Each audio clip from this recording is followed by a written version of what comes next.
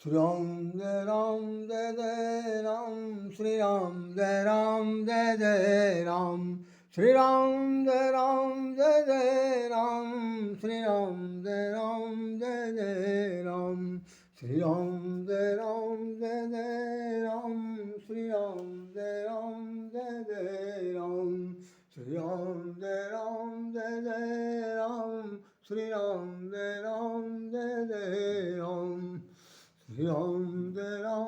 जय राम, श्री राम जय जय राम।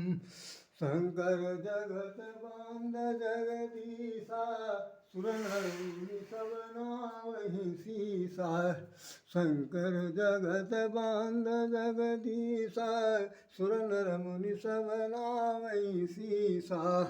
शंकर जगत बांध जगदीशा, सुर नर मुनि सब नावहि सीसा।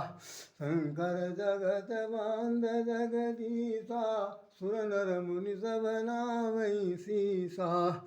बिनु छल विश्वनाथ परनेहु, राम भगति कर लक्षण एहु। बिनु छल विश्वनाथ परनेहु, राम भगति कर लक्षण एहु। सिया राम मैं सब जग जानी, करऊँ प्रणाम जोरि जुग बानी। मंगल भवन अमंगल हारी, द्रवहु सो दशरथ अजिर बिहारी।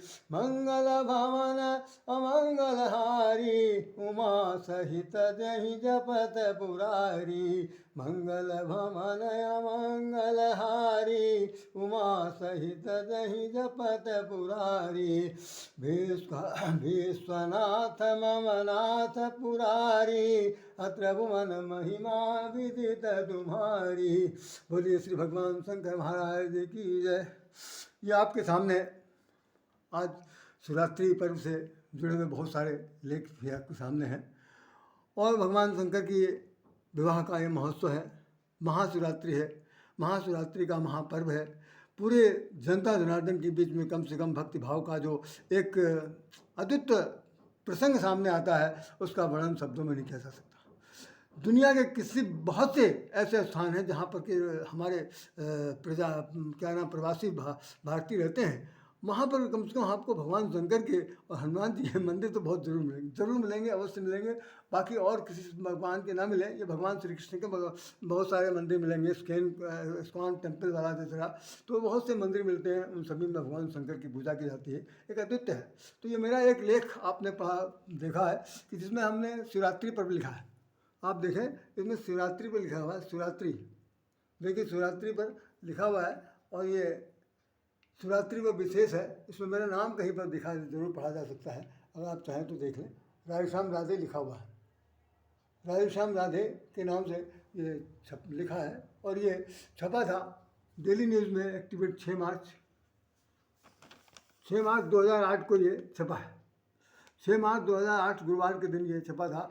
बिहसे शिव समाज ने देखा, बिहसे शिव समाज ने, भगवान शंकर जैसा अपने अनुकूल समाज चाहते थे, वैसे समाज की ही इन्होंने परिकल्पना की थी। उसको साकार करने के लिए इनके सारे गणों ने जो व्यवस्था की थी, उसको इसमें बाकायदा लिखने की पूरी कोशिश की गई है, और हमने इस पर अपने तरफ से लिखा।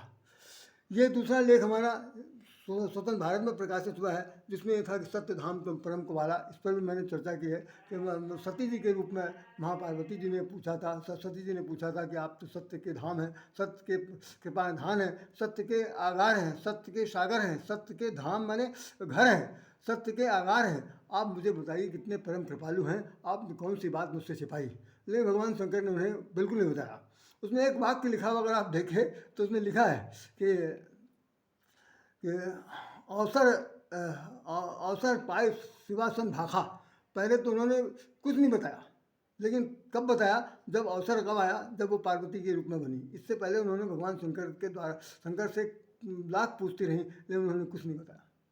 क्योंकि सबसे पहली बात यह है कि जब उन्होंने झूठ बोल दिया कि भाई मैं भगवान शंकर ने पूछा किस तरह परीक्षा ली, तो साफ साफ कह दिया कि मैंने परीक्षा नहीं ली। तो भगवान शंकर ने कहा जब तुम हमसे झूठ बोल सकती हो, तो मैं ना झूठ बोलूँगा ना सच बोलूँगा, बल्कि यह है कि सत्य धाम तुमने कहा, मैं नतमस्तक हूँ, लेकिन उन्होंने बताया बिल्कुल नहीं। दूसरा आप ये देख रहे हैं, ये हमारे सामने लिखा हुआ है कि शंकर जगत बंद जगदीशा, शंकर जगत बंद जगदीशा, सुर नर मुनि सब नाम ही सीसा। ये लेख हमारा छपा हुआ, इसमें आप देखें बीच में कहीं पर हमारा नाम छपा है, तो देखिए ये निश्चित रूप से नाम दिखाई पड़ रहा है, राय श्याम दादी करके। और ये राष्ट्रीय स्वरूप में छपा, दैनिक राष्ट्रीय स्वरूप में 8 मार्च 2005 को छपा था, 8 मार्च 2005। इस तरह से हमारे पास बहुत सारे लेख रखे हुए हैं, मैं उनको अपने संग्रह से बहुत कठिनाई से निकाल पाता हूँ। खैर दो तीन लेख आपके सामने प्रस्तुत हैं, जिन पर हमने अपनी तरफ से क्या भगवान ने जो मुझसे लिखा है मैंने लिख दिया। ये एनबीटी की तरफ से ये निकला हुआ है कि भक्ति भाव से जो एक लोटा जल भगवान शंकर पर चढ़ाते हैं तो भगवान शंकर उन पर बहुत प्रसन्न हो जाते हैं। बहुत सी इसमें तमाम सारे शिवालय हैं, उन सब का वर्णन किया जा रहा है। और फागुन के महीने में महाशिवरात्रि का ये पर्व कैसे मनाते हैं इस पर चर्चा हो रही।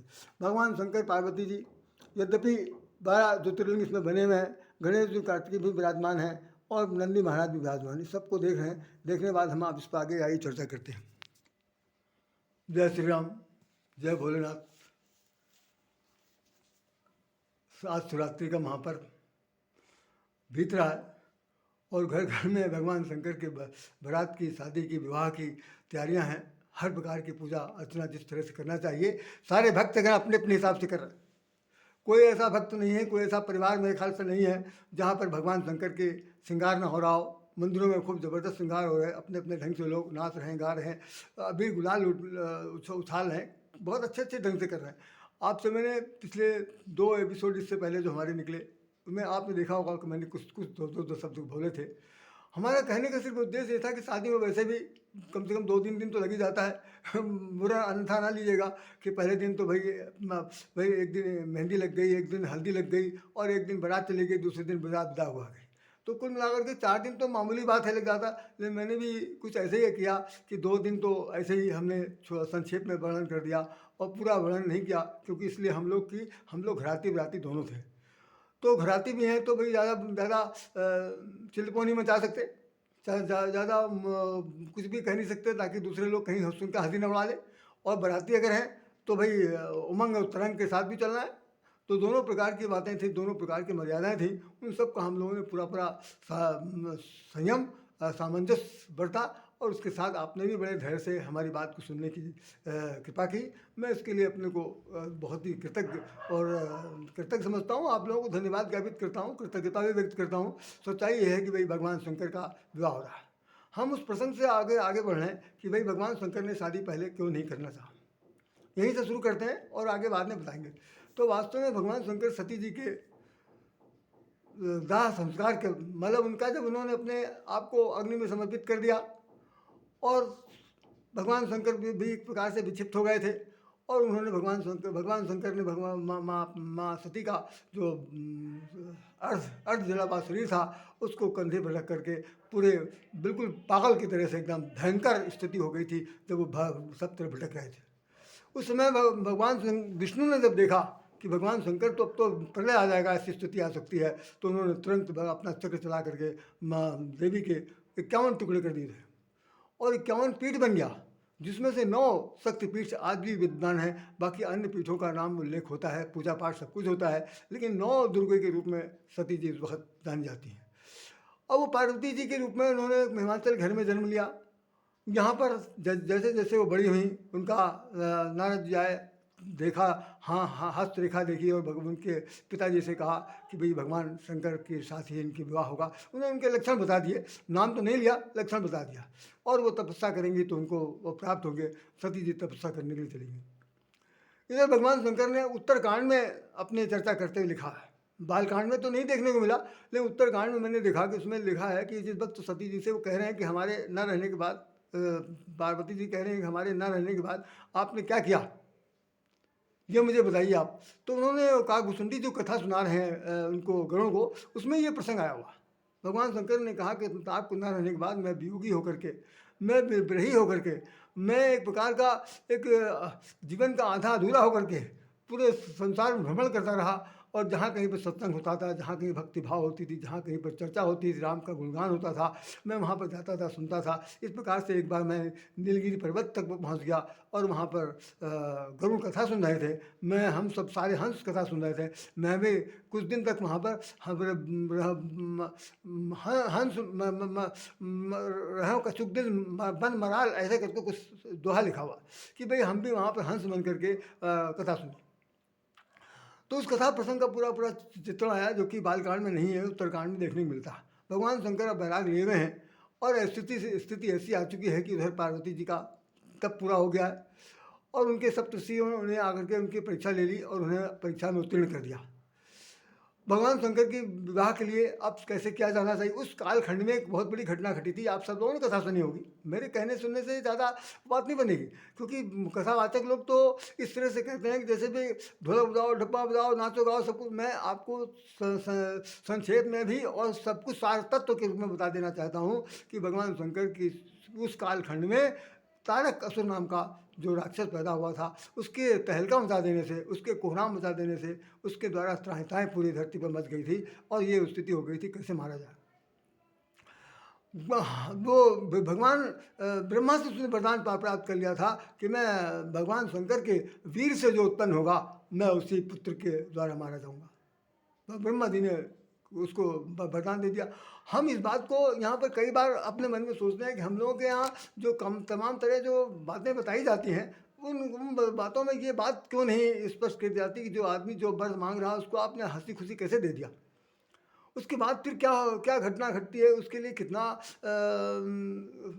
श्री हरि को या अन्य तरीके से कष्ट झेलना पड़ता है, उसका भी एक नमूना होना चाहिए। तो आप वरदान देते समय भी एक बार सोचा जाना चाहिए।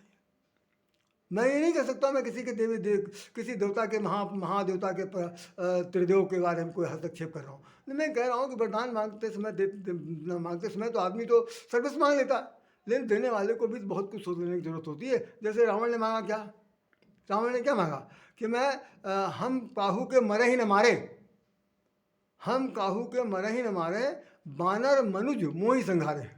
उसने कहा कि भाई मैं किसी के मारे न मरूं। ब्रह्मा ने कहा ये नहीं हो सकता। तो फिर क्या हो सकता है कि हम अगर मरना तो निश्चित है, क्योंकि मरादम शरीर है, तो मरादम शरीर कैसे मरेगा, कहीं बंदर और मनुष्य मुझे मारे। तो ब्रह्मा ने कहा मस्त, अब भाई मनुष्य भी बनना है, बंदर बनना है, तब वो उनकी मुक्ति मिलेगी। तो ऐसे ही तारक नाम का असुर, नाम तो तारक है, तारक का हिंदी रूपांतर समझिए, तारक पर असुर, तारकासुर नाम पड़ा। तो तारक माने तारने वाला, जिसका नाम तारक है वो सबसे ज़्यादा अधर्मी है, और उस तारक असुर को मारने के लिए भगवान शंकर को विवाह करना है। इसके लिए त्रिदेव आए, अपने अपने ढंग से मना के चले गए। बाद में भगवान श्री हरि आते हैं और उन्होंने कहा कि भाई विवाह कर लीजिए, आप विवाह कर लीजिए। भगवान शंकर कह रहे हैं भाई तो मैं तो बहुत पहले मना कर चुका हूँ, मैं विवाह नहीं करना चाहता। कहता ये आप तो, लेकिन भगवान विष्णु ने कहा, श्री हरि ने कहा कि यदि आप मुझे अपना स्वामी मानते हैं तो मेरा आदेश सुन लीजिए। मेरा आदेश है कि आपको विवाह कर लेना चाहिए, करना पड़ेगा। और यदि आप मुझे अपना सेवक मानते हैं तो दास की विनती है, इसको भी स्वीकार कर लीजिए कि महाराज आप तो महादेव हैं, आप तो आशुतोष हैं, आप तो सब पर कल्याण करने वाले हैं, कृपा करके आप हमारे मन की इच्छा रख लीजिए, इन देवी देवताओं की इच्छा रख लीजिए, आप शादी कर लीजिए। भगवान शंकर को दोनों विधाओं में उन्होंने बिल्कुल दुविधा में डाल दिया। आखिर भगवान शंकर ने कहा कि जब हमारे कारण ही सारा सब कुछ रुका पड़ा है, सारा व्यवधान मेरी वजह से हो रहा है और हम न चाहते भी चाहना पड़ेगा, तो ऐसी स्थिति में ठीक है भाई, आप सब लोग जाइए, खुश होकर रहिए, हम शादी करेंगे, शादी की तैयारी करेंगे। बस यहीं से शादी का प्रसंग शुरू हो जाता है और हम आपको उस प्रसंग का दो चर्चा सुना रहे हैं, बड़े गौर से सुन लीजिएगा। और ये शादी जिसको बताने से पहले मैं बता दूं कि इसका नाम शिवरात्रि को है पड़ा। शिव माने कल्याण, रात्रि माने रात्रि, कल्याण की रात्रि। सारी रात्रियाँ एक तरह से आती हैं, कोई ऐसी रात जैसे नवरात्रि भी आएगी, शिवरात्रि आई है तो आई है, अब चली जाएगी, ऐसे बहुत सारी रात्रि आती हैं। महाकाल रात्रि आती है, वही अभी देखे आएगा। तो मेरा मतलब रात्रि तो तमाम आती हैं और युग युग बीतता चला जाता, लेकिन जब हमें शिव के साथ जोड़ देते हैं रात्रि को, तो रात्रि जो है वो महाकाल की रात्रि बन जाती है, महारात्रि बन जाती है, महाकाली की रात्रि बन जाती है। और रात्रि का मतलब सिर्फ ही है कि जो शिव करने वाली, कल्याण करने वाली रात्रि, जो संसार का कल्याण करने के लिए उस रात्रि को उस दिन उसको क्या करना चाहिए, नामित किया गया। अब उसके बाद अब कोई दूसरी रात्रि ऐसी नहीं आ सकती जिसका नाम शिवरात्रि हो सके। तो शिव माने कल्याण की रात्रि है, और भगवान जगत के कल्याण के लिए, संसार के कल्याण के लिए, देवताओं के कल्याण के लिए, जो जो हर प्रकार की अनियमितताएँ हैं उनके विनाश के लिए, साथ साथ यहाँ जो जो आसुरी तत्व हैं उनको सदा के लिए मिट्टी मिलाने के लिए आज भगवान शंकर ने कहा कि ठीक है, मैं इसके लिए तैयार हूँ और मैं विवाह करूँगा, शादी होगी। तो शादी के लिए तारीख तय की गई वो ये त्रयोदशी है, फागुन मास की कृष्ण पक्ष की त्रयोदशी को इनका विवाह हो जाता है। विवाह भी हुआ, और बहुत विवाह में बहुत खलमंडली आई, बहुत ही ज़्यादा, कि भाई एक तो ये है कि भाई उन्होंने भी कुछ अपनी व्यवस्था कर रखी थी, तो जब वो चाहते थे कि हमारे ही तरह के सब लोग चलें, हमारे ही तरह के सब लोग चलने चाहिए, और उधर जो देवतागण थे वो अपने ढंग से रहेंगे, जैसे हम लोग, कोई ठाट बाट से चल रहा है, कोई कुछ पहन के चल रहा है, कोई कुछ पहन के चल रहा है, कोई नाच गाना गाता चल रहा है, कोई हुड़दंग मचाता हुआ चल रहा, मतलब जिसकी जो उमंग है, जिसकी जो तरंग है, वो बारात में कोई आधे ज़्यादा लोग पागल हो जाते हैं। मैंने तो भाई अब तो जो स्थिति चल रही है, डीजे पीजे जो बज रहा, उसका अर्थ तो कोई मतलब नहीं, कुछ नहीं मतलब नहीं, अर्थ पथ से कोई लेना देना नहीं, केवल ये है कि जितना हुड़दंग मचाई जा सकती है, जितने हर तरह से नंगई हो सकती है, खुल्लम खुल्ला, वो सब चलता है। लेकिन भगवान शंकर की बारात में ये स्थिति नहीं थी। भगवान शंकर की बारात में जो बाराती आए थे वो कौन से आए थे? भूत प्रेत पिशाच अग्नि बेताल काल मारीचर, और जितने भी और भी ये थे, भीख मांगने वाले थे, और तमाम सारे की जो कोढ़ी है, क्या और अपंग हैं, विकलांग हैं, और तरह तरह के लोग जो हैं, अंधे लंगड़े लूले काने बहरे खोले खुतरे, सभी लोग हैं, उन सबको उन्होंने संभाल लिया। बोले पूरे समाज को ले चला। तो इसमें लिखा हुआ कि बेहसे सम समाज, जब भगवान शंकर हंस पड़े जब उन्होंने अपने समाज को देखा, चलो वही सब चला। वास्तविकता क्या है कि समाज क्यों अपने साथ लेके जाना चाहते हैं?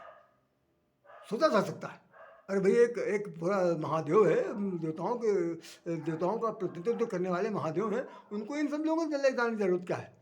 कल्पना करिए, जरा सा सोचने की जरूरत है, कोई नहीं बताता। सच्चाई ये है कि जितने लोग संसार में उपेक्षित हैं, जिन जिन लोगों को उपेक्षा की दृष्टि से देखा जाता है, अंधे हैं, काने हैं, बहरे हैं, लंगड़े हैं, लूले हैं, अपंग हैं, अनाथ हैं, अपाहिज हैं, हाँ किसी के हाथ है, किसी के पैर है, कुछ है, और वो लोग हर तरह से बेकार हालत में हैं, उन बेकार लोगों को भी भगवान शंकर कह रहे हैं, ना ये हमारे परिवार के हैं, हमें इनका भी कल्याण करना है, हमें इनका भी कल्याण करना है, और ये अगर इनका कल्याण हम नहीं कर सकते तो मेरी बात कौन करेगा? भगवान विष्णु तो सबका पालनहार ही तो वही हैं, लेकिन ये मेरे साथ रहेंगे, इनके साथ हम खुश रहेंगे और ये हमारे साथ खुश रहेंगे। तो साहब शादी हो रही है। शादी में देखिए सबसे पहले लिखा हुआ कि लगे समारन सकल सुर, लगे समारन सकल सुर, वाहन विधि विमान, होई सगुन मंगल सुभद, करें अप्सरागान। मैं इसको गाना चाहता हूँ। आकड़ बम डिमिक डिमिक डिम, बो बाजे बदरू शिव शंकर का। आकड़ बम डिमिक डिमिक बोल, बाजे डमरू शिव शंकर का। शिव ही शंभु गण कराई सिंगारा, बाजे डमरू शिव शंकर का। अरे जटा मुकुट ही मोर सवारा, बाजे डमरू शिव शंकर का। कुंडल कंकन हीरे ब्याला, बाजे डमरू शिव शंकर का। तन विभूति पट के हरि छाला, बाजे डमरू शिव शंकर का। शशि ललाट सुंदर सिर गंगा, बाजे डमरू शिव शंकर का। नयन तीन उपवीत भुजंगा, भजे डमरू शिव शंकर का। भजे डमरू शिव शंकर का, बजे डमरू शिव शंकर का, गरल कांठ उर नर सिर माला, बजे डमरू शिव शंकर का, अशिव भेष शिव धाम कृपाला, बजे डमरू शिव शंकर का, कर त्रिशूल अरु डमरू विराजा, बजे डमरू शिव शंकर का, चले बसा चढ़ी बाजई बाजा, बजे डमरू शिव शंकर का। अब इस पूरे दृश्य को देखकर भगवान शंकर जब चल रहे हैं तो उनके जटा जो बनाई गई है, मुकुट बनाया गया है, जटा मुकुट में अहिमौर समारा। दुनिया के हर आदमी की शादी जितनी होती है सबके अंदर मोर सबने देखा होगा, लेकिन मोर बनाया जाए वो भी सांप का, अहिमौर, अहिमौर सांप, सांप की मोर चारों तरफ जटा में लटके। अब बड़ा आश्चर्य होता है कि भाई सांप जैसी चीज़ जो विषैली है वो क्या फन नहीं मारती होगी, काटती नहीं होगी, जरूर करती होगी। हम लोग तो भाई बुद्धिजीवी हैं, पागलपन की बात भी कर सकते हैं, सोच भी सकते हैं और पूछ भी सकते हैं। तो सांप का मुकुट बनाया गया, सिर मोहर बनाया गया। उसके बाद ये है कि भाई 3 नेत्र तो उनके हैं, बीच का एक जो है वो त्रिनेत्र जो दिव्य दृष्टि को देने वाला है, गंगा जी बह रही हैं बिल्कुल बीचों बीच मस्तक से। उसके बाद चंद्रमा महोदय भी विराजमान है, सस ललाट, सुंदर सिर गंगा, नैन 3, उपबीत भुजंगा, भुजंगा जो है वो फन लौटाए गए। देखिए इस तरह से करते हुए चल रहे हैं, सब लोग चल रहे हैं। अब भाई भगवान शंकर ने हाथ में त्रिशूल ले लिया और डमरू ले लिया, बसहा पर बैठ गए, बसहा मैंने बैठ के बैठ गया। कुछ लोगों ने लिखा है, अभी मैंने कल पढ़ा और इससे पहले भी कई जगह हमने सुनना भी है, लेकिन मुझे विश्वास नहीं हुआ। कुछ लोग कह रहे हैं कि भगवान शंकर जो हैं वो बैल के ऊपर बैठे तो, लेकिन वो मुंह पीछे करके मतलब फ्रंट की तरफ सामने की तरफ नहीं बैठे थे। जिधर से जा रही है बारात उधर में जा करके बारात के जिधर से आ रही उसकी तरफ मुँह लगाए। उसके उत्तर में लोगों ने ये लिखा कि भाई श्री हरि भी आ रहे हैं। तो भगवान शंकर के का ये मानना है कि भगवान के को पीठ दिखाना ठीक नहीं, ये कथा कहने वालों ने बोला है। मैं नहीं जानता, मैंने बिल्कुल नहीं इस बात को मेरी जानकारी में है कि वो इसलिए उन्होंने अपना मुंह कर दिया ना।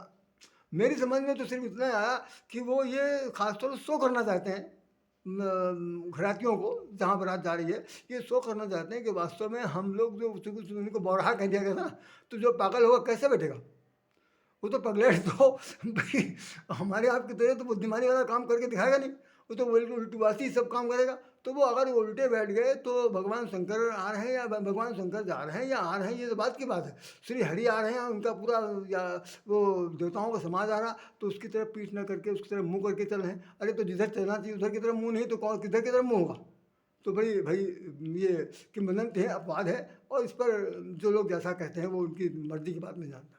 खैर बारात साहब इस तरह से आगे बढ़कर पहुंचती है और हिमाचल के घर के पास। वहाँ पर क्या हुआ, सबसे बड़ी दशा ये हुई, तो इन्होंने लिखा है, मैं बता दूं कि जो बाराती में लोग गए थे तो पहले तो कुछ देवियाँ थी जो देवताओं की स्त्रियाँ थी, उनको बहुत ही मुस्कुराने लगी। उन्होंने कहा कि बर लायक दुल्हन को सुनाई, ऐसा दुल्हा जो जा रहा है, ऐसे तो दुल्हन धरती में कोई है ही नहीं, और ये कैसे शादी होगी इनकी। हम लोग वहाँ जाएगा ऐसा ना हो जाए बारंग सब वापस आ जाए और हंसी हंसारा सो अलग से मार पड़े, कुछ भी हो सकता है, क्योंकि बरातियों की संख्या उतनी नहीं होगी जितनी ज़्यादा वहाँ घरातियों की होगी। क्योंकि हिमाचल ने जो न्योता पठाया है पूरे मतलब धरती के जितने भी जो पहाड़ हैं उन सभी के लोगों को न्योता दिया गया। तो पहाड़ का मतलब पहाड़ बहुत चलायमान नहीं थे, पहाड़ों पर बसने वाले सारी बस्तियों को सबको बुलाया था। तो वो सब लोग आए हुए हैं बराती घरातियों के बीच में। तो भाई यहाँ से बराती जितने जा रहे हैं उनकी भी संख्या देख लीजिए, तो सब हम मुस्कुरा रहे हैं। और भगवान जो विष्णु हैं वो कह रहे हैं कि विष्णु बिलो की आदि सुरताता, चढ़चल वाहन चले बताता, सुर समाज सब भात अनुपा, गह नहीं बारात दुल्हा अनुरूपा। तो भगवान विष्णु ने कह दिया कि भाई देखो सब लोग अपने अपने गुटबदी से चलो, सब लोग घाल मेल मत करो एक साथ, जो ताकि मालूम पृथक मालूम पड़ा ये है ताकि सबको पता चले। तो उसमें लिखा कि विष्णु कहा असभ्यंस तब बोल सकल दिखराज, बिलग बिलग हो चलो सब निज निज सहित समाज, अपने अपने समाज के साथ चलिए। तो इस बात को सुन करके भगवान शंकर एक बार मुस्कुरा देते हैं। विष्णु बचन सुनि सुर मुस्काने, निज निज सैन सहित बिराने। अरे मन ही मन महेश मुस्काई, हरि के व्यंग बचन नहीं जाई। भगवान शंकर मुस्कुरा रहे हैं कि भैया कम से कम इनका तो, हमारे जो श्री हरि हैं, हमारे जो स्वामी जी हैं, ये बिना कुछ कहे चुटकी लिए, बिना कुछ व्यंग करे तो कभी मानने वाले हैं नहीं। तो उनकी व्यंग सुन करके बहुत हंसी आ रही। चलो अच्छा हुआ। और फिर बराती वहाँ पहुँच गए। पहुँचने के बाद शादी का प्रसंग सामने है। तो एक चीज़ मैं आपको बता दूं, जो उनके साथ आए हुए थे उनके नाम सुन लीजिए, बस बहुत जल्दी ख़त्म करूंगा मैं। को मुखहीन विपुल मुखही काऊ, और बिनु पद कर को बहु पद बाहु। को मुखहीन विपुल मुख काऊ, और बिनु पद कर को बहु पद बाहु। विपुल नयन को नयन विहीना, हृष्ट पुष्ट को अति तन खीना। नाच ही गाँव ही गीत परम तरंगी भूत सब, देखत अति विपरीत बोल ही बचन विचित्र अति। तो सब लोग पहुँच गए। जब वहाँ की देवियाँ परसने आई तो भगवान शंकर का जब स्वरूप देखा तो पहले तो बारातियों में ये हुआ कि देवता लोग आगे के चल रहे हैं, जो लोग आगे। अब देखो इस जगह पर कितना अभ्रंश है। पहले तो ये कहा जा रहा है कि भगवान शंकर जो हैं उनकी तरफ देखना जितना उनके हरि हैं। अब दूसरी तरफ लिखा जा रहा है कि सबसे बारातियों में सबसे पहले भगवान विष्णु आगे निकले, देवताओं का समूह गया, तो भगवान शंकर सबसे पीछे। तो सबसे पीछे होगा किसको देख रहे हैं? तो देवताओं को तो देख करके सबसे लोगों ने विष्णु को देख के तो सब लोग ललचा गए। कह रहे भैया इतना बढ़िया देवता, इतना बढ़िया दूल्हा कहीं देखने को नहीं मिलेगा। तो ये सब ये घालमेल है, कहने वालों को, सुनने वालों को, सुनाने वालों को, सब लोग सुन करके मस्त होते हैं, बाकी समझते कोई नहीं। सच्चाई है कि देवता सब आगे जब बैठ गए, बराती चले गए, परसने की बात आई तो वहाँ की सारी देवियाँ जो थी वो थर थर थर काँप रहीं। और उनका जो भगवान शंकर का फफकार मारने वाला जो नाग है वो भी अपनी तरफ से पूरी हरकत कर रहा। नंदी महाराज बीच बीच में सिर हिला रहे। अब उनकी भी अगर मान लो थोड़ी देर के लिए भड़क जाए, भाई घर बहुत ज़बरदस्त आजा बाजा बज रहा, एक बार कहीं बहलवा भड़क गया तो भैया एक ही सींग से तो अच्छो खासों को ठीक कर देगा। लेकिन नंदी महाराज भी देवता हैं, उनकी सब लोग पूजा करते हैं, जहाँ भगवान शंकर बैठते हैं वहीं वो बैठते हैं। एक बार स्वामी शंभुनाथ जी ने कहा था ये इसी हनुमान सेतु पर कि भाई जिस वक्त वो कहीं जब जाते थे तो कहते देखो भाई मुझे जो बुलाओगे तो मेरे बैठने के साथ साथ हमारे बैठने के वाहन की व्यवस्था करो। जैसे सबके गाड़ी वाड़ी जाती हैं, सड़क खड़ी जाती है तो मोटर गैराज हो जाता है, तो कहना भाई हमारे लिए मेरा जो बैल है मेरे साथ बैठेगा। अब वो बैल क्या करेगा ये उसकी मर्जी है, हमारा बैल मेरे साथ बैठेगा, सबको सच लगा। खैर भाई बैल उनका बैठता है, सब लोग देखते मंदिरों में पूजा होती है नंदी महाराज की। खैर ज़्यादा चर्चा अब नहीं करूँगा, बस यही समझ लीजिए कि उनकी शादी जब हो गई, मैं शादी का वर्णन कर दूँ क्योंकि बहुत ज़्यादा इसमें भी समय नहीं है।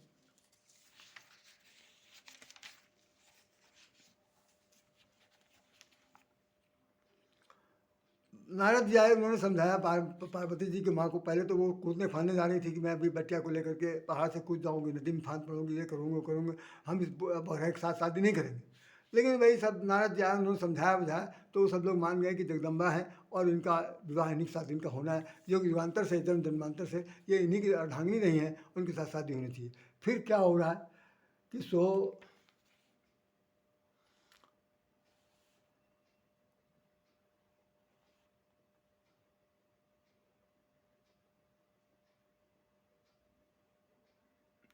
लगे होन पुरमंगल गाना, सजे सबही हाटक घटनाना। सो जो नार की जाए बखानी, बसही भवन दे मातु भवानी। वही वहाँ पर सब जो नार हो रहा है, सब लोग गाली गा रहे हैं। बिल्कुल वही हो रहा है जैसा सबके घरों में होता है, ऐसा इनके यहाँ भी हुआ। गाली गाई गई और भोजन किया गया। भोजन करने के बाद फिर हम आपको आखिर मिला के बता दें।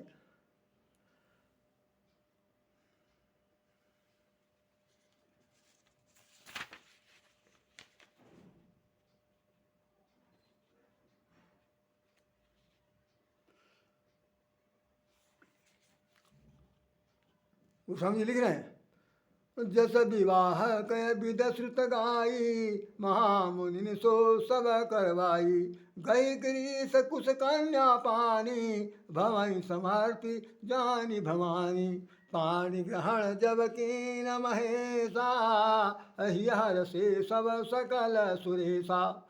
वेद मंत्र मुनि बर उच्चरही, जय जय जय शंकर सुर करही। बोलिए भगवान शंकर महाराज जी की जय। शंकर भगवान की शादी हो गई। पाण ग्रहण जब कीन महेशा, हर्षे हर्षे सब सकल सुरेशा। इसके बाद बाजे बाजन विधि विधाना, सुमन वृष्ट नभ विधाना। हर गिरजा कर भव ब्याहु, हर गिरजा कर भव विवाहु। सकल भुवन भरी रहा उछाऊ। अब मैं इसमें कुछ नहीं कहूँगा। माता पार्वती जी को उनकी माता जी समझा रही है कि बेटा आप शादी हो रही है, आज समझिए विदाई है। हमने जो कल कहा था तो विदाई का ही अवसर है, तो विदाई दे रहे हैं। तो उसमें कह रहे हैं कि माता जी ने कहा, पूरी दुनिया की सब माताओं को समझ लेना चाहिए आज की तारीख में। अगर सब लोग सनातनी है, सनातन का वक्त बेड़ा उठा है, तो सबको समझ लेना चाहिए कि माताओं को अपनी बेटियों को क्या समझाना है। कोई माता आज की तारीख में अपनी बेटी को समझाने को तैयार नहीं है, कोई बेटी समझने को तैयार नहीं। अपने अपने ढंग से सब काम है, अपने अपने ढंग के सब काम हो रहा है। सब लोग बिल्कुल बराबर है, धन्यता का स्वरूप है। कोई स्त्री पुरुष सब समान है, इसलिए कोई किसी के प्रति समर्पित या समर्पण रूप से जीवन नहीं चाहता। हम जीवन साथी हैं ये ज़्यादा, और साथी सदा साथ छोड़ता है, ये प्रमुख है बात। ये कोई मुहावरा नहीं है, कोई कहावत नहीं है। साथी नहीं, अंग है, अर्धांग है, अर्धांगिनी है। तो जहाँ पर अंग आधा ही अधूरा हो, वहाँ पर पूर्णता अगर आपको द्वारा लानी है तो समर्पण दोनों करना पड़ेगा। आज पार्वती जी की माता जी कह रही हैं कि करऊ सदा शंकर पद पूजा, नारी धर्म पति देव न दूजा। नारी धर्म का है, पति के पद का पूजा के सिवा दूसरा। इस पर हमारा एक लेख निकला था, हमने उसमें लिखा था कि पद पूजा का तात्पर्य ये बिल्कुल नहीं है कि रोज सुबह शाम तीनों टाइम आरती उतारी जाए। पद पूजा का मतलब है कि मनसा वाचा कर्मणा, तीनों प्रकार से आपके जीवन में जो पति पिला है, पति को जो पत्नी मिली है, उन दोनों के बीच में इतनी सामंजस्य होनी चाहिए कि कभी भी कर्कश बात न बोली जाए, कभी कटुतापूर्ण व्यवहार न किया जाए। इसी का नाम पद पूजा है। नारी धर्म, नारी का धर्म है। जैसे सीता जी से उनकी माँ सुनैना ने कहा था, जानती क्या कहा था कि बेटा पति के बराबर संसार में दूसरा कोई नहीं है। और वो अपने घर जब आई ससुराल में, तो वहाँ पर एक चौपाई गोस्वामी ने लिख दिया,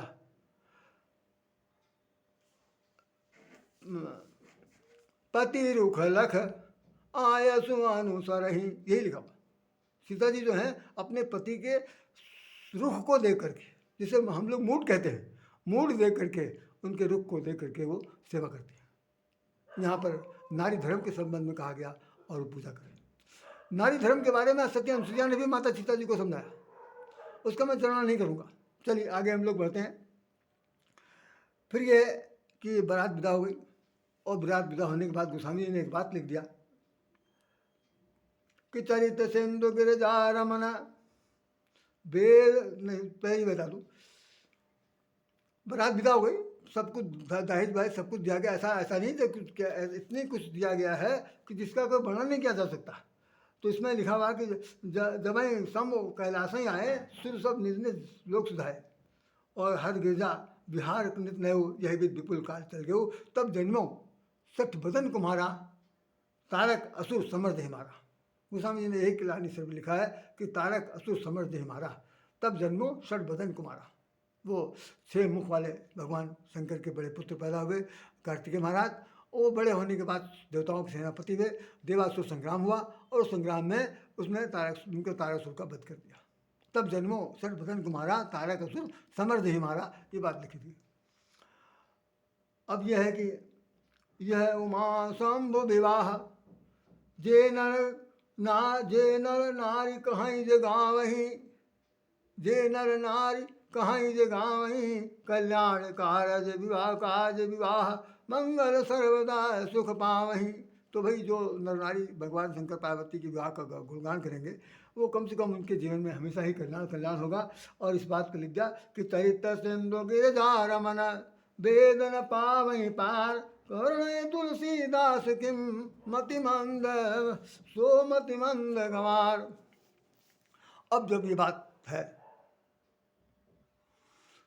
हम ये अब बताना चाहते हैं पूरी कथा का जो सार तत्व है सब नहीं है कि भगवान शंकर ने जो पहन रखा था सारे, यहाँ तक कंगन भी पहना है, वो उसका नाग देवता का है, गले में पहना है नाग देवता का, सिर पर नाग देवता है, जो करधनी पहने हुए वो नाग है, मुंड की माला पहने हुए वो पार्वती जी के मुंड की माला है। बताते हैं 108 बार जन्म हुआ और सभी मुंड को माल को बना के पहन रखा। मृग की छाल, जो मृग छाल को, मृग को शेर भी कहते हैं, मृग को मृग भी कहते हैं, तो शेर की छाल पहने हुए ये सब लोग बैठे हुए, बैठ करके जब अपने आसन बैठते हैं तो मृगछाला बिछा के बैठते हैं, शेर की खाल को बैठा के बैठते हैं, वही पहनते हैं। तरह तरह के लोग गाना गाते हैं, भांग खाते हैं, भांग खाने वाला घोटाई के बारे में बताते हैं। सावन के महीने में गाना गाया जाता है कि जब वो छोटी छोटी बूंदें पड़ने लगी तो पार्वती जी भांग घोट रही। अब ये बातें चीज़ थोड़ी सी समझने की है कि वास्तव में भांग खाने की क्या जरूरत पड़ी। देवताओं को सोमरस बहुत प्यारा है, तो भाई हम लोग कितने खराब हैं कोई बताएगा? ये आदत किसने डाली?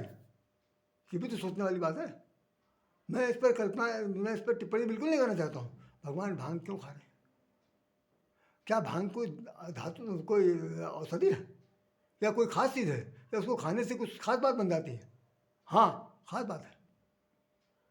वास्तव में भांग का एक सबसे बड़ा निचोड़ बताया जो हमें किसी ने बताया वो यह है कि भगवान शंकर इसलिए उसको ग्रहण करते हैं कि वो हमेशा हमेशा उनके उनके उनके जो तेजस्व स्वरूप है उसके अंदर जो है ना वो विकरालता बनी रहती है,